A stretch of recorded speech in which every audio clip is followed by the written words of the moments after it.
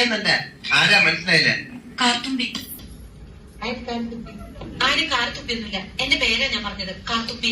നിന്റെ പേര് ഊരുമെന്ന് എനിക്കറിയില്ല. എന്തിനാ വണ്ടി കയറിയിരിക്കുന്നതാ ചോദിച്ചത്? എന്നോട് കയറിയിരുന്നോളം പറഞ്ഞു. ആര്? ഒരു കിളവൻ. അങ്ങനെ ഒരു കിളവൻ പറഞ്ഞ കയറിയിരിക്കുന്ന വണ്ടി ഒന്നല്ല ഇങ്ങോട്ട് തന്നെ വേണ്ടേ?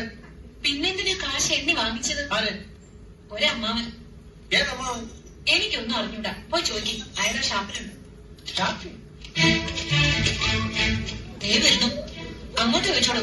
എന്നാ ചോദിക്കണം വെച്ചാ. ഞാൻ എന്തൊക്കെയോ പറഞ്ഞു.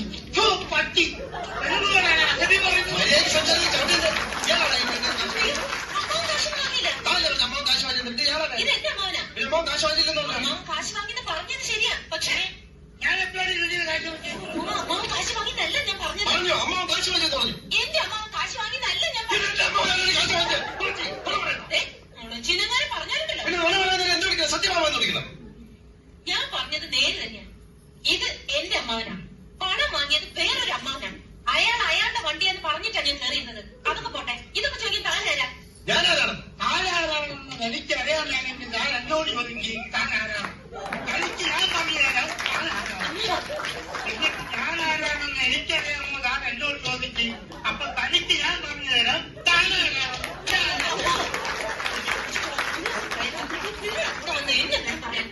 എന്താ എന്താ അവിടെ പ്രശ്നം? വരുന്നു കാശ് വാങ്ങിച്ച ആള്. അങ്ങോട്ട് ചോദിക്കും. എന്താ? നിങ്ങൾ കാശ് വാങ്ങിയിട്ടല്ലേ എന്നോട് ഈ വണ്ടിയിൽ കയറിയിരിക്കാൻ പറഞ്ഞത്?